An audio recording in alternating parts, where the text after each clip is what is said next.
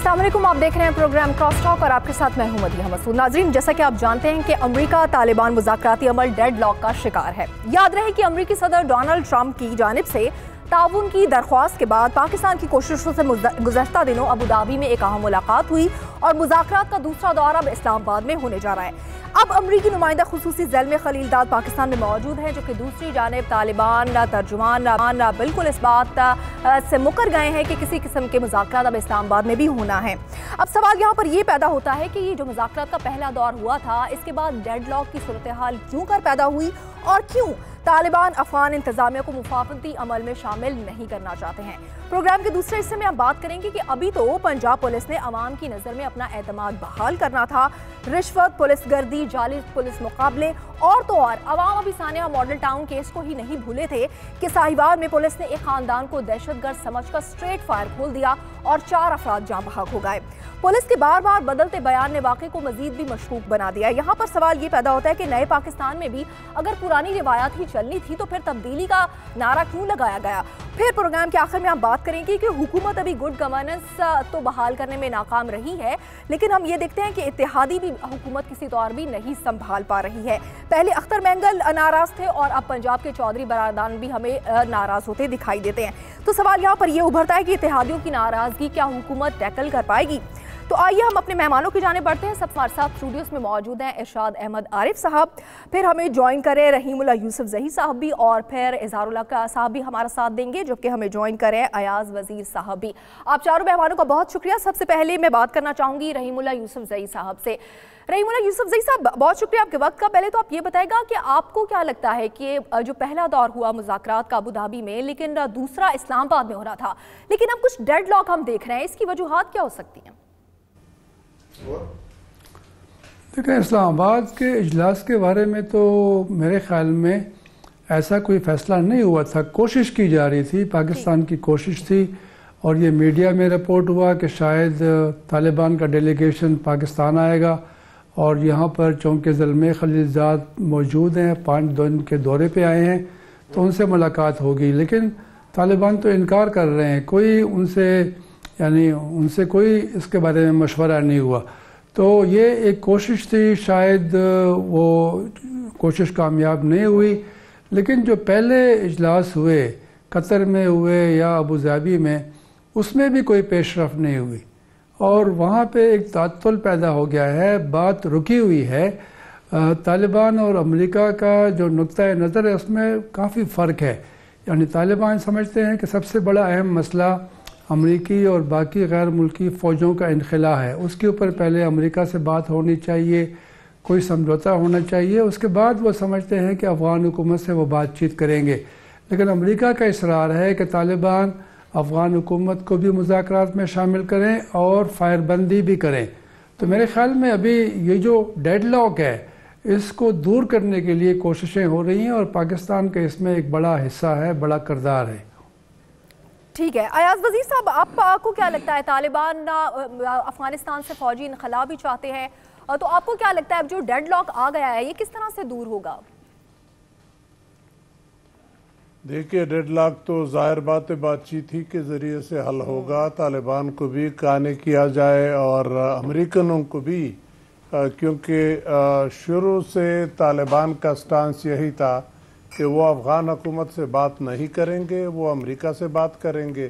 तो पहले तो अमेरिका नहीं मान रहा था बातचीत के लिए तालिबान के साथ, लेकिन अब वो मान गए। लेकिन ये जो आखिरी दौर हुआ अबू धाबी वाला, उसमें कुछ अंडरस्टैंडिंग तो हुई थी, लेकिन कोई फ्रेमवर्क पे एग्री नहीं हुए थे। अगले मरहले के लिए एग्री थे कि हम मिलेंगे, लेकिन उससे पेशतर तालिबान के ऊपर प्रेशर आना शुरू हुआ, यूएई से भी, सऊदियों से भी, पाकिस्तान से भी और अमेरिका से भी, कि अगले राउंड में अफ़गान हुकूमत से मिल के बात करेंगे। तो उससे तालिबान हट गए।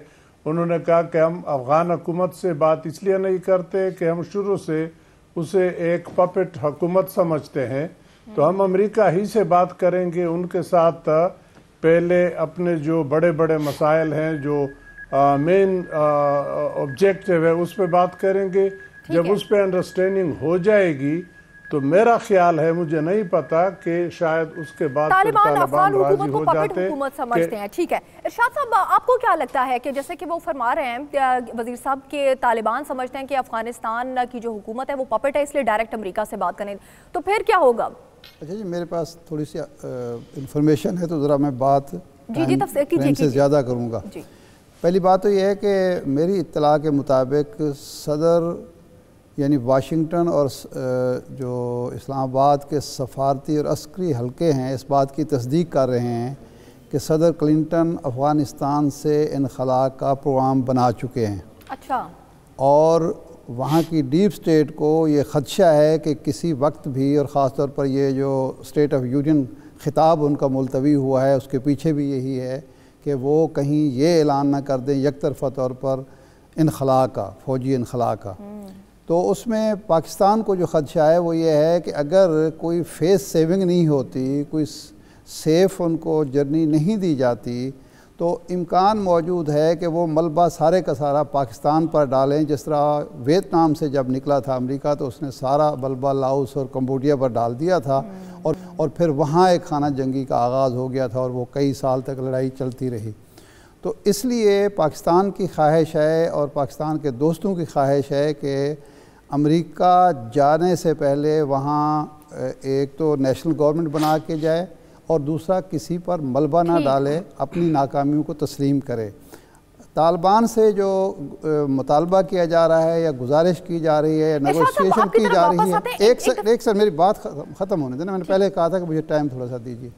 وہ یہ کوشش کی جا رہی ہے کہ آپ فیس سیونگ اس حد تک نہ دیں کہ جی آپ ایک سال کے لیے جو ہے سیز فائر کا اعلان کریں, لیکن کم از کم 15 دن کے لیے 20 دن کے لیے مخصوص علاقوں میں سیز فائر کا اعلان کریں, تاکہ امریکہ کو یہ احساس ہو اور امریکہ یہ کہہ سکے اپنے عوام کو, نیٹو کو, یورپ کو, اتحادیوں کو کہ جی انہوں نے سیز فائر کر دیا ہے, ہم جواباً آپ ایک ٹائم فریم دے رہے ہیں کہ ہم فلاں مدت میں نومبر میں یا دسمبر میں فوج واپس بلا لیں گے, تاکہ پھر نئے مذاکرات کا آغاز ہو کے.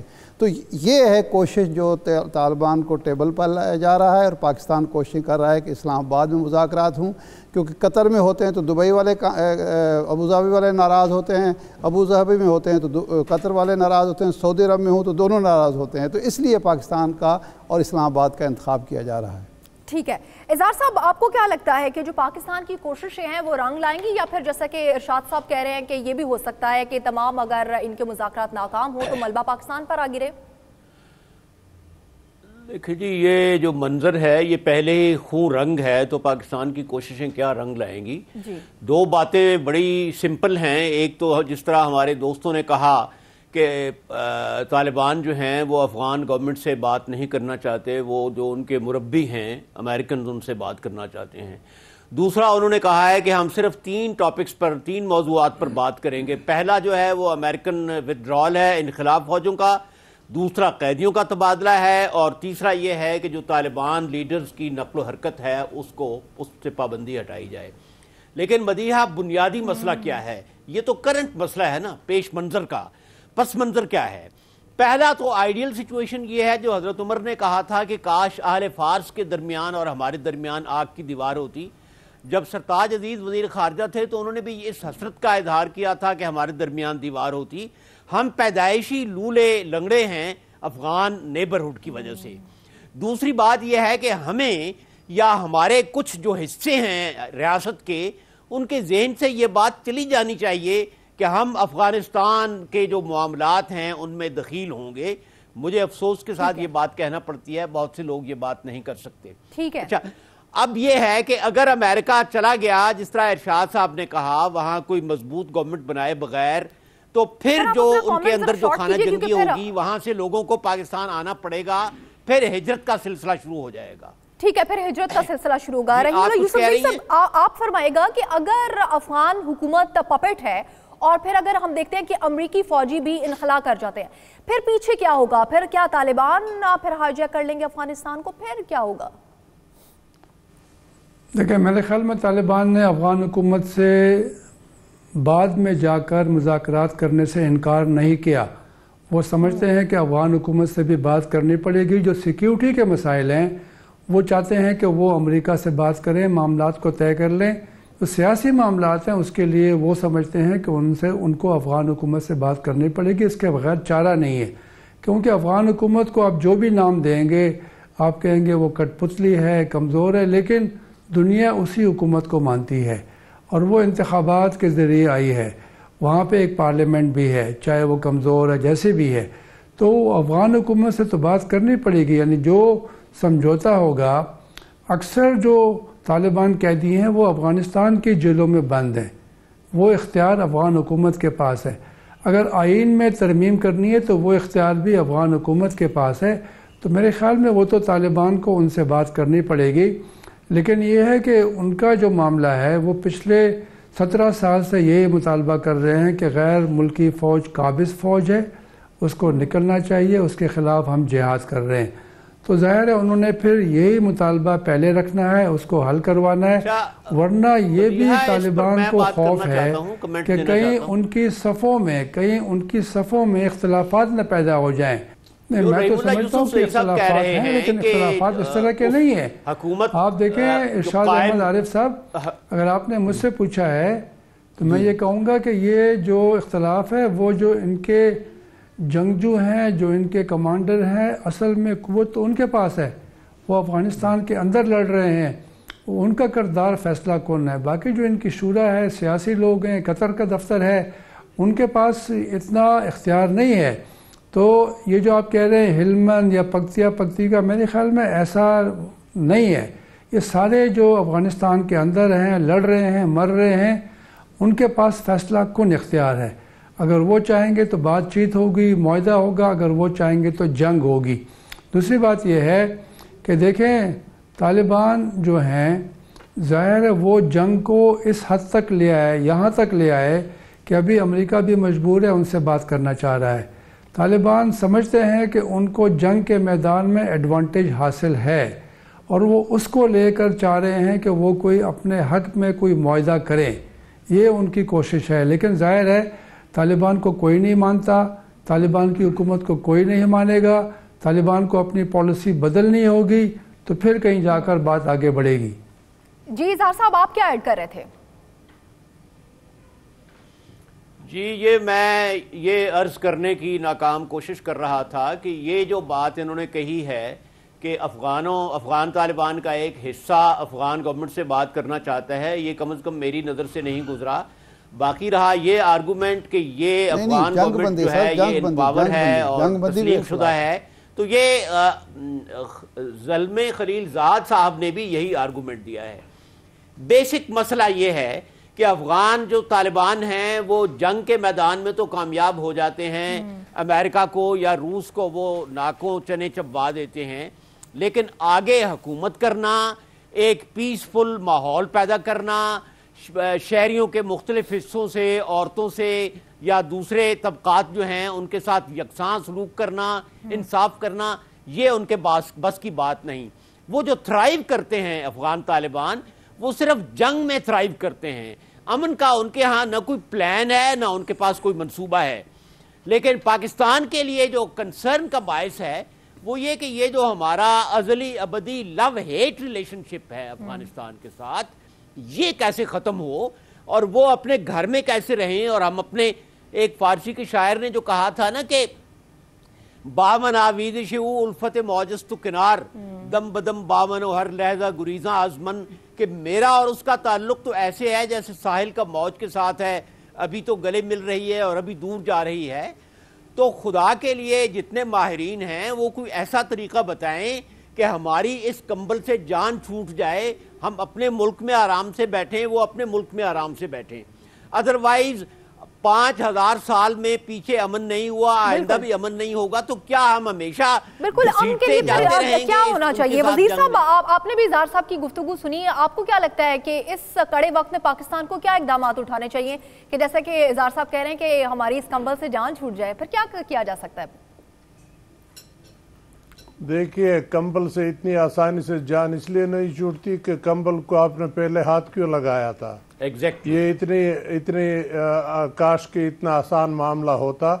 یہ کم از کم اگر پیچھے نہ جائیں تو یہ रिसेंट पास्ट तो 40 साल का इसका बन रहा है इस झगड़े का, और इसमें बहुत सारे ममालिक बशमूल पाकिस्तान के अफ़गानिस्तान के अंदर इंटरेस्ट रखते हैं, उस इंटरेस्ट को परसू करते हैं।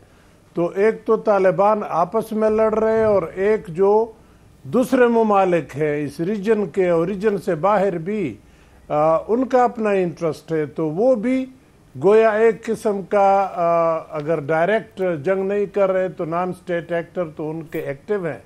तो ये मसला इतना आसान नहीं है कि ज़ल्मे खलीलज़ाद या प्रेसिडेंट ट्रंप कहे कि बस हम चाहते हैं कि ये मसला हल हो जाए तो फटाफट हल हो जाएगा। और वो चाहते हैं कि अफ़गानिस्तान में जुलाई में प्रेसिडेंशियल इलेक्शन है, उससे पहले कोई तरीका निकल जाए। फिर अमेरिका के अंदर प्रेसिडेंट ट्रंप को अगले इलेक्शन के लिए जल्द ही कोई अच्छी खबर देनी है कि मैं फातह की हैसियत से अफ़गानिस्तान से अपनी फ़ौजें ले आया, तो वो तो जल्दी में है। लेकिन इधर वो मशहूर कहावत थी तालिबान का कि हमारे पास वक्त बहुत है, घड़ियाँ उनके पास है लेकिन वक्त हमारे पास बहुत है। तो तालिबान के पास वक्त है, जितना वक्त गुजरता है उतना मेरा ख्याल है तालिबान के हक में बात चलती है, उनका असर आहिस्ता आहिस्ता बढ़ रहा है। तो पाकिस्तान अभी जो कर रहा है मेरा ख्याल है वो अच्छा कर रहा है, वो कंट्रीब्यूट कर ले, पॉजिटिव कंट्रीब्यूट कर ले। अफ़गानिस्तान के अंदर अमेरिका और पाकिस्तान के इंटरेस्ट ये कम से कम अमेरिका और तालिबान के बातचीत से पहले अलग अलग किताबें थी हमारे इंटरेस्ट के। तो अब हमारी किताब एक हो गई है, काश कि हम एक पेज पे आ जाए तो फिर इस मसले का हल ढूंढना खासा आसान हो जाएगा, लेकिन एक पेज पे आना इंतहाई मुश्किल है। अच्छा मदिया, ये जो बात है उन्होंने सही फरमाया है कि तालिबान ये कहते हैं कि हमारे पास ब्रेक के बाद फिर हम रहीमुल्लाह यूसुफजई से पूछेंगे अगर ये डेडलॉक इसी तरह से रहता है तो फिर पाकिस्तान के लिए किस किस्म की मुश्किलात पैदा हो सकती हैं। इसी पर बात कंटिन्यू रखेंगे एक छोटे से ब्रेक के बाद। Stay with us.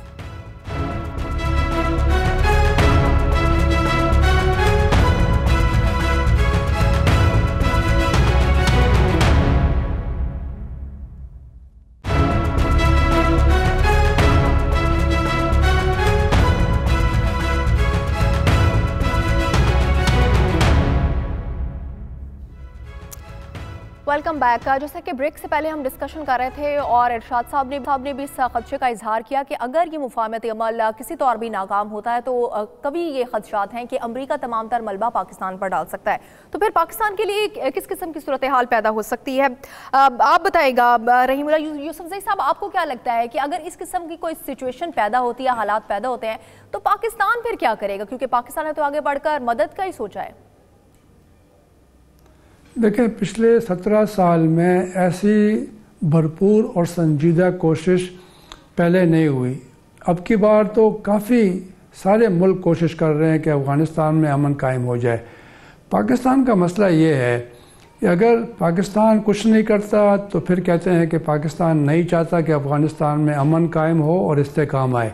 अगर पाकिस्तान कुछ करता है तो फिर कहते हैं कि पाकिस्तान के हाथ में सब कुछ है, तालिबान पाकिस्तान की मर्ज़ी से बातचीत भी करेंगे और पाकिस्तान की मर्ज़ी से जंग भी करेंगे।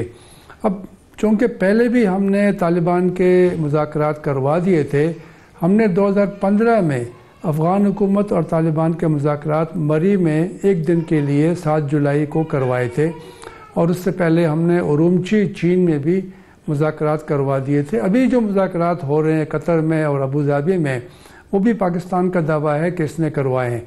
चूँकि हमने ये मुज़ाकरात करवा दिए थे तो अभी हमसे तवक्को होती है कि हम मज़ीद भी मुज़ाकरात करवाएंगे, लेकिन मेरे ख़्याल में अगर ये मुज़ाकरात पाकिस्तान में होते हैं तो पाकिस्तान की मुश्किलात में इजाफ़ा होगा।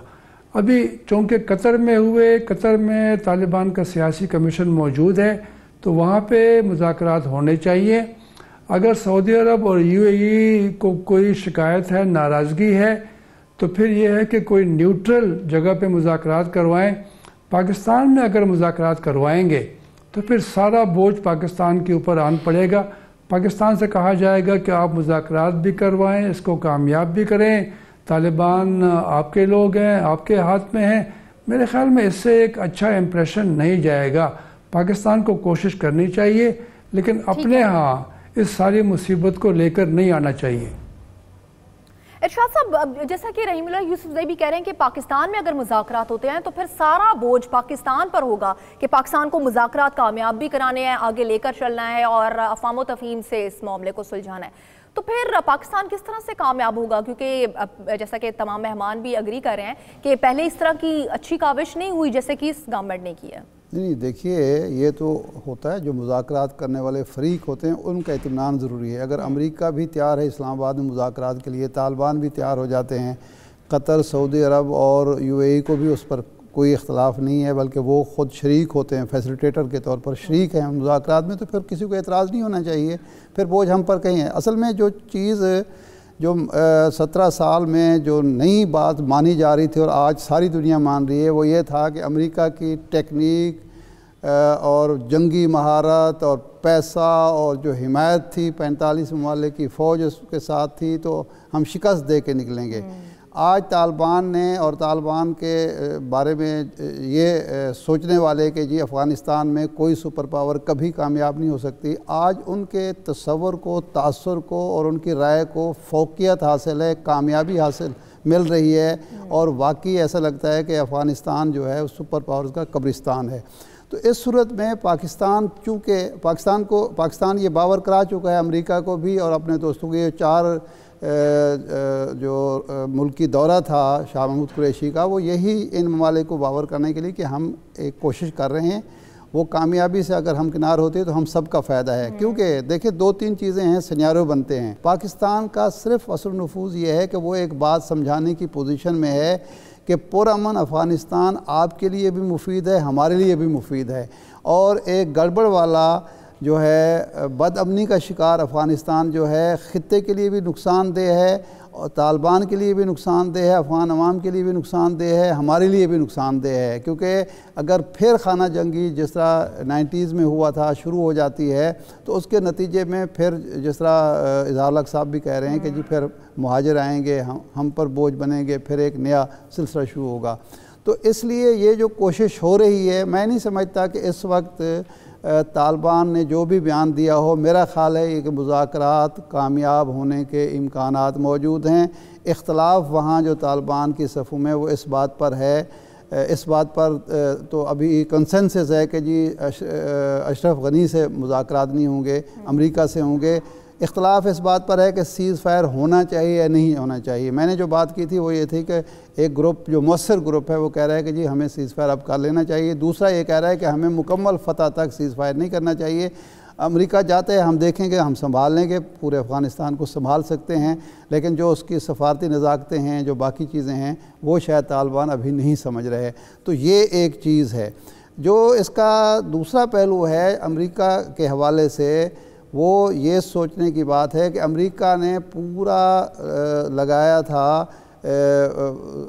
انڈیا پر، توقعات لگائی تھیں جو کہ ناکام ہوئی ہیں، اور وہ جو تھا چین کا گھیرا کرنا اور چین کی اقتصادی قوت کو برباد کرنا یا چین کو سپر پاور بننے سے روکنا، اس میں ناکام ہو گیا ہے. اب چین کی خواہش یہ ہے کہ یہ مذاکرات کامیاب ہوں، وہاں ایک نیشنل گورنمنٹ بنے، اور نیشنل گورنمنٹ جب بنے گی فی الحال انتخابات کرانے کے لیے، نیا آئین بنانے کے لیے، آئین بھی شاید نیا ہی بنے، اس آئین میں ترامیم نہیں ہوں گی، اور وہ عبوری حکومت جو ہوگی یا جس کو نیشنل گورنمنٹ کہا جا رہا ہے الیکشن سے پہلے، اس میں بھی پھر ایک طے پائے گا، بلکہ ممکن ہے اس کے لیے بات چیت شروع ہو چکی ہو. تو اس لیے ایک نیا سینیریو جنم لے رہا ہے، اور اس کے پیچھے جو ہے ایک طرف ٹرمپ ہیں اور دوسری طرف جو اعتماد کی فضا ہے عالمی سطح پر جناب عمران خان پر.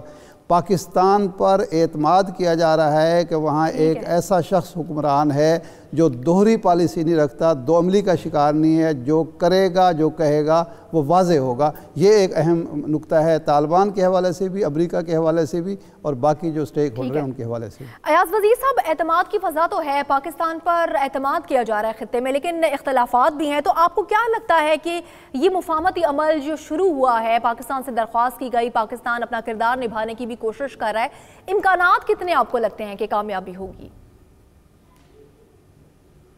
देखिए इम्कानात तो है, वो रद्द भी नहीं किए जा सकते, लेकिन इतने जल्द मैं नहीं समझता कि कोई चीज़ सामने आ जाएगी।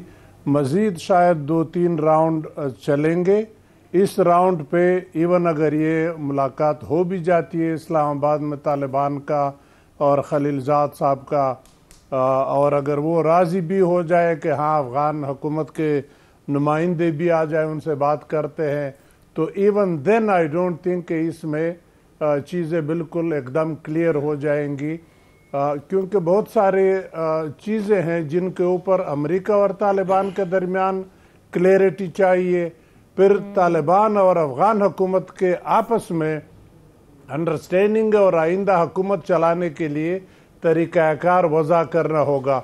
और फिर सिर्फ ये एक्टर्स नहीं है, मैंने जैसे पहले अर्ज कर लिया, इसके अलावा इस रीजन में एक तो इमीडिएट नेबर हैं, फिर रीजनल पावर्स हैं, फिर वो देखेंगे कि इस जो भी मफरूज़ा जो भी प्रपोजल आती है, एग्रीमेंट इनके आपस में खदोखाल उसके नज़र आते हैं, तो वो इसमें देखेंगे कि उनकी इंटरेस्ट का कितना लिहाज या उसका इंटरेस्ट कितना कवर होता है। अगर नहीं होता तो फिर अल्लाह न करे, मैं समझता हूँ कि इस मसले से कोई ज़्यादा नुकसानात इस रीजन को न हो जाए। अगर ये प्रॉपरली हैंडल न किया गया, ये हाथ से स्लिप कर गया और अफ़गानिस्तान में फिर आग लग गई, तो फिर ये आग अफ़गानिस्तान तक महदूद नहीं होगी, ये मज़ीद फैलेगी। तो मैं इसलिए कहता हूँ कि इस पे जल्दी न करे, जल्दी में चीज़ें ख़राब हो जाती है। इसको मौका दे दे तालिबान को, अफ़गान हुकूमत को, ताकि वो आराम से बैठे, तसल्ली से सारी बात अटकेगी। फाइनली अफ़गान हुकूमत और तालिबान के दरमियान अमेरिका के साथ तालिबान की इतनी मैं समझता हूँ मुश्किलात नहीं है, वो तय हो जाएगी। लेकिन जब ये बैठ जाएंगे काबुल हुकूमत के साथ निटी ग्रिटी तय करने में, उस वक्त मुश्किलात में किसा जाएगा। तो इसको मैं समझता हूँ कि जल्दी नहीं करनी चाहिए, मौका देना चाहिए, 1-2 सीटिंग कर ले उसके बाद। ठीक है इज़हार साहब, आपको क्या लगता है कि जैसे कि वज़ीर साहब फरमा रहे हैं कि अमेरिका को तो जल्दी है, लेकिन तालिबान को वक्त देना चाहिए, तभी फिर मुश्किलात पर बड़े अच्छे से काबू पाया जा सकेगा। आप क्या कमेंट ऐड करना चाहेंगे? देखिए ये हम लोग पॉलिटिकल मियोपिया का शिकार हैं। हम नज़दीक की चीज़ें देखते हैं, दूर की नहीं देखते। पहली बात तो ये है कि अगर अमेरिका और तालिबान दोनों भी कहें कि इस्लामाबाद में मुज़ाकरात होने चाहिए, तो पाकिस्तान को ये बात नहीं माननी चाहिए। अच्छा। दूसरी बात ये है कि दुनिया भर में ये इम्प्रेशन क्यों है कि अफ़गान तालिबान जो हैं वो पाकिस्तान के ज़ेर असर क्यों हैं, इस पर सोचना चाहिए। जो गैर तालिबान कुव्वतें हैं अफ़गानिस्तान में, जो तालिबान मुखालिफ कुव्वतें हैं, वो पाकिस्तान को अपना हरीफ क्यों समझते हैं? हम पूरी दुनिया के मामे क्यों बने हुए हैं? चिचनिया से लेके अफ़गानिस्तान तक सारे जहां का दर्द हमारे जिगर में है। खुद हमारे लोग जो हैं वो पुलिस के हाथों कत्ल हो रहे हैं, पीने का पानी नहीं है। तो क्यों पाकिस्तान जो है वो इसमें, अभी इन्होंने कहा था कि खुद कंबल को हमने हाथ लगाया है। तीसरी बेसिक चीज़ मैं इशारे दे रहा हूं क्योंकि टाइम नहीं है। तीसरी चीज़ ये जो कहा जाता है कि जी वो सुपर पावर्स का कब्रिस्तान है, अफगानिस्तान खुद अफगानों का भी कब्रिस्तान है। तालिबान सिर्फ उस वक्त कंफर्टेबल फील करते हैं जब पूरा मुल्क कब्रिस्तान बन जाए। उन्हें आवाम से कोई हमदर्दी नहीं है। लोग भूखे मर रहे हैं, इंफ्रास्ट्रक्चर नहीं है। आपने देखा है कि 15, 20, 30 साल यहाँ जो रोटियां खैरात में बांटने वाले थे पेशावर मोड़ पर, 50 अफगान औरतें खड़ी हुई होती थी। तो अफगान तालिबान को इससे कोई गरज नहीं है कि अफगान अवाम की बेहतरी हो, तालीम हो, सेहत हो। उन्हें सिर्फ कब्रिस्तान चाहिए। तो हमें इस मामले से जान छुड़ाकर इंटरनेशनली ये तासुर दूर करना चाहिए कि अफगानिस्तान के तालिबान पर हमारा दस्ते शफकत है। हमें एक न्यूट्रल पोजीशन लेनी चाहिए। ठीक है, नहीं साहब, ये तासुर हम कैसे दूर कर सकते हैं, वो भी जरा तरीका बताए ना। मुज़ाकरात करा रहे हैं जी, मैं वहाँ एक नेशनल यूनिटी गवर्नमेंट कायम करना चाहते हैं, लोया जिरगा वो बुलाना चाहते हैं, तो और क्या कैसे तासुर कायम कर सकते हैं? हम असल में हम चुप करके बैठ जाएंगे तो इंडिया बाज आ जाएगा, ईरान बाज आ जाएगा, सोवियत यूनियन बाज आ जाएगा। जी मैं अर्ज करता हूं कि सबसे पहले تو ہمیں اپنے آپ کو مغل حکومت کا جانشین نہیں سمجھنا چاہیے. 300 سال مغل حکومت افغانستان کو اپنا صوبہ سمجھتی رہی ہے. ہم یہ کیوں سمجھتے ہیں کہ ہمیں افغانستان کے اندر دیکھیں دوسری پاورز اس لیے آتی ہیں کہ ہم سب سے پہلے وہاں پر اس لیے سمجھتے ہیں کہ ہمارا امن وابستہ ہے, ہمارا امن افغانستان میں امن سے وابستہ ہے, اس لیے ہمیں مجبوری ہے کہ 30 لاکھ لوگ اگر افغانستان میں امن آئے گا تو تبھی خطے میں امن بحال ہوگا اور تبھی پاکستان کردار نبھانا چاہ رہا ہے وہ صحیح طریقے سے نبھائے گا. ابھی لیں گے ایک چھوٹا سا بریک اور بریک کے بعد واپس آئیں گے تو بات کریں گے کہ نئے پاکستان میں بھی پولیس گردی دیکھی جا رہی ہے.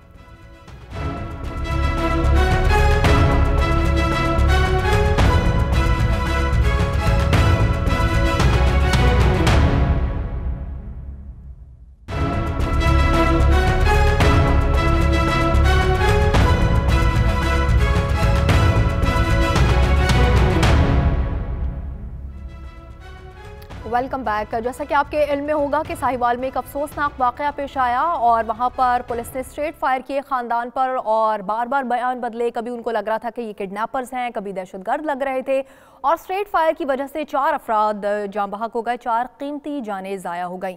اور آپ کو یاد ہی ہوگا سانیہ ماڈل ٹاؤن کو بھی ابھی کوئی بھولا نہیں ہے اور اس کے بھی جو مظلوم ہے وہ انصاف کے منتظر ہیں. ایک اور نیا واقعہ بھی آ گیا ہے. ابھی ہمیں جوائن کیا ہے سابق آئی جی حاجی حبیب الرحمان صاحب نے بھی. حاجی صاحب بہت شکریہ آپ کے وقت کا. آپ یہ بتائے گا, ہمیں گائیڈ بھی کیجیے گا کہ جب کوئی ایسا سینیریو, ایسا سین, کرائم سین سامنے ہوتا ہے تو کیا صرف اسٹریٹ فائر کرنا ہی لاسٹ آپشن ہوتی ہے پولیس اہلکار کے پاس؟ بسم اللہ الرحمن الرحیم. یہ اول تو پہلے میں اپنا جو سینٹیمنٹس ہیں وہ ایکسپریس کروں کہ بہت دکھ ہوا ہے. ایسے ہی دکھ ہوا ہے جیسے یہ واقعہ ہماری اپنی فیملی کے ساتھ ہوا ہو. بہت افسوسناک واقعہ ہے. لیکن یہ جو آپ نے فرمایا کہ یہ اسٹریٹ فائر کرنا ہی کوئی نہیں, پہلے 100% ایک تو شور ہونا چاہیے اور پھر یہ جیسے یہ فیملی جا رہی تھی پتہ چل رہا تھا کہ فیملی ہے, بچے ہیں, بیوی ہے, عورتیں ہیں, تو اس میں جو ہے وہ میرا خیال ہے قانون کے مطابق, ضابطے کے مطابق کارروائی نہیں کی گئی اور اس سے ریفلیکٹ ہوتی ہے ان کی ٹریننگ بھی کہ یہ ابھی بہت کچھ ان کو چاہیے کہ یہ اپنے آپ کو ٹرین کریں, ان کے افسران ان کو ٹرین کریں, جاتے ہوئے جب نکلتے ہیں ان کو بریفنگ دیں, جو ذمہ دار افسر ہیں وہ ساتھ ہوں, تو پھر ایسے جو ہیں وہ ہینڈل کرنے چاہیے ایسے واقعات. ارشاد صاحب آپ سن رہے ہیں کہ واقعی یہ کتنا افسوسناک یہ واقعہ ہے اور جیسا کہ یہ بھی حاجی صاحب بھی فرما رہے ہیں کہ یہ کوئی طریقہ نہیں ہے, لاز ہوتے ہیں, قوانین ہوتے ہیں, ان کی اسپیشل ٹریننگ ہونی چاہیے. پولیس اہلکاروں کو ابھی بھی ٹریننگ کی ضرورت ہے. ہمیں یہ بتایا گیا تھا, یہ سی ٹی ڈی کے اہلکار تھے کہ جناب ان کی جو ہے بہترین ٹریننگ ہوئی ہے, باہر سے ایکسپرٹ آئے تھے, ترکی سے اور پاکستان کے فوجی ادارے سے لوگ لیے گئے تھے, انہوں نے ٹریننگ کی ہے اور یہ ماہر ہیں اس معاملے کے. لیکن اس طرح تو ہمارے پنجاب پولیس کے جو اہلکار ہوتے ہیں وہ بھی اس طرح کا اندھی فائرنگ اور اس طرح کے واقعات عام طور پر کم ہی ہوتے ہیں. میں تو یقین کرے وہ جب میں نے 2 بچیوں کو دیکھا ہے, وہ بچے کو دیکھا ہے جس طرح وہی اہلکار اٹھا کے ان کو پھینک رہے ہیں گاڑی میں, میں سوچ رہا ہوں اس وقت سے کہ عمران خان صاحب ریاست مدینہ کی بات کرتے ہیں اور عثمان بزدار صاحب جو ہیں وہ پنجاب کے مدار المہام ہیں, 5 ماہ ہو گئے ان کو حکمران بنے ہوئے. وہ روز قیامت رسول اللہ صلی اللہ علیہ وسلم کو رحمت للعالمین کو کیا منہ دکھائیں گے جب وہ عریبہ بچی 13 سال کی وہاں فریاد کرے گی بے ای ذنب قتلت کہ مجھے کس گناہ کی پاداش میں قتل کیا گیا.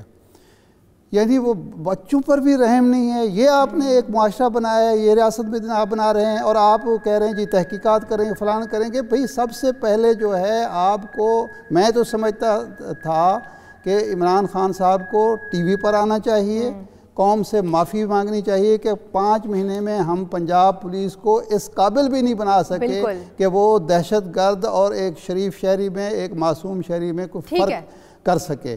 اور دوسرا یہ ہے کہ عثمان بزدار صاحب کو وہاں جا کے موقع پر بیٹھنا چاہیے, بیٹھ کے اس وقت تک نہیں اٹھنا چاہیے جب تک کہ نہ صرف قاتل گرفتار نہیں ہوتے بلکہ واقعے کا اصل جو محرک ہے وہ سامنے نہیں آتا کہ یہ کوئی ذاتی دشمنی تھی, یہ کوئی لین دین کا معاملہ تھا, یہ کیا معاملہ ہے, یہ سامنے تو آنا چاہیے. اتنے گھنٹے گزر گئے ہیں, تحقیقات ہو رہی ہیں, JIT بن رہی ہے, ان بچوں کو دیکھ کر ہی لگتا ہے کہ یہ کتنا بڑا ظلم ہوا ہے, کتنی سنگدلی دکھائی گئی ہے اور ہم JIT بنا رہے ہیں. بالکل. اظہار صاحب آپ کا کیا کامنٹ ہے اس پر؟ دیکھیں روس میں ایک دفعہ گڑبڑ ہوئی تھی تو جان ایلیا نے کہا تھا کہ لگتا ہے روس میں بھی پولیس جو ہے وہ پنجاب کی پولیس ہے۔ یہ جو واقعہ ہوا ہے یہ بہت سے واقعات کی ایک کڑی ہے، اس پر ہم آج شور مچا رہے ہیں، احتجاج کر رہے ہیں، 2 دن کے بعد ختم ہو جائے گا۔ ٹھیک ہے ایاز وزیر صاحب، آپ کا کیا کامنٹ ہے؟ قوانین کمزور ہے پاکستان میں، اس لیے بار بار لوگوں کی ہمت ہوتی ہے کہ قوانین کا وائلیشن کیا جائے؟ نہیں، قوانین بالکل کمزور نہیں ہے، قوانین مضبوط ہے، لیکن کاش قوانین پہ کوئی عمل کرے۔ اب پرابلم یہ ہے کہ قوانین بھی سلیکٹیو اس پہ کام ہوتا ہے۔ اگر امیر ہے، طاقتور ہے، حکمران ہے، بڑے عہدے پہ ہے تو اس کے لیے تو پھر ظاہر بات ہے سب چیزیں ہیں، لیکن ہم جیسے پیدل والے لوگ، عام لوگ، ان کے لیے نہ کوئی قانون ہے نہ کوئی پولیس والا ہے۔ تو ان شارٹ میں یہ کہوں گا کہ پاکستان میں بدقسمتی یہ ہے، یہ ہر جگہ افراتفری یا لالسنس اس لیے ہے کہ قوانین پہ عمل درآمد نہیں ہوتا۔ میرا خیال تھا کہ عمران خان صاحب جب پنجاب بھی ٹیک اوور کر لے تو وہ ہمیشہ کہتے تھے، خیبر پختونخوا کے پولیس کا مثال دیتے تھے کہ ہم نے مثالی پولیس بنائی، حالانکہ وہ پولیس پہلے سے بھی باقی صوبوں سے بہتر ہے۔ میں اس پہ جو بھی کہے اس پہ ڈیبیٹ کرنے کو تیار ہوں کہ وہ ہمیں اس بات کی میں تائید کرتا ہوں کہ میری بات اینی وے کے پی کی پولیس پہلے بھی بہتر تھی، اب بھی بہتر ہے لوگوں کے ساتھ ڈیلنگ میں۔ اب عمران خان صاحب ناصر درانی صاحب کو لے گئے لاہور کو، تو ناصر درانی صاحب جیسے منجے ہوئے پولیس افسر استعفیٰ دے کے چلے گئے تو گویا یہ ایک قسم کا یہ ایکسیپٹنس تھا کہ یہ چیز ٹھیک نہیں ہو سکتی۔ تو میرا مشورہ یہ ہوگا وزیر اعظم صاحب کو، وزیر اعلیٰ صاحب کو، کہ یہ قوانین اپنے اوپر پہلے لاگو کر لو تو اس کا اثر نیچے جائے گا، ورنہ پھر اسی طرح مرتے رہیں گے۔ کا دوسروں کو بھی سبق دینا چاہیے۔ حاجی صاحب، آپ کو کیا لگتا ہے پھر کیا سلوشن ہے اگر قوانین ہے ملک میں، اور جیسا کہ باقی مہمان یہ کہہ رہے ہیں کہ پیرامیٹرز پاکستان میں الگ الگ ہے، امیروں کے لیے اور قوانین ہے، غریبوں کے لیے اور، پھر غریب کہاں جائیں گے؟ ایسے ہی گولیاں کھا کے مرتے رہیں گے؟ دیکھیں، میں نے ارشاد عارف صاحب کی بات سنی ہے، اظہار صاحب کی بات سنی ہے، ایاز صاحب کی بات سنی ہے۔ ایک پہلے ارشاد صاحب نے جو فرمایا نا، وہ جی آئی ٹی تو بننا ضروری تھا، وہ بنائی گئی اور بڑے ٹائم پہ یہ ایکشن ہوا۔ یہ احسن قدم اور ٹائم بھی 3 دن کا دیا گیا ہے، تو ہوپ فلی یہ کام سامنے آئے گا۔ اظہار صاحب نے جو فرمایا نا کہ ٹریننگ آئی جی نہیں دینی ہوتی ہے، کوئی آئی جی خواہ ناصر درانی ہو، خواہ امجد سلیمی ہو، اپنی طرف سے کوئی کام نہیں کرتا، اور جو اس لیول پر پہنچتا آئی جی خواہ ناصر درانی ہو، خواہ امجد سلیمی ہو، ایک بڑے، آپ کو پتہ ہے، بڑے ایک اس کا لانگ ایک کیریئر ہوتا ہے اور بڑا بریلینٹ کیریئر ہوتا ہے، تو پھر جا کے اسٹیج پر پہنچتا ہے۔ بہت شکریہ آپ کے وقت کا۔ آج کے پروگرام سے وقت ہوا ختم، مجھے دیجیے اجازت، اللہ حافظ۔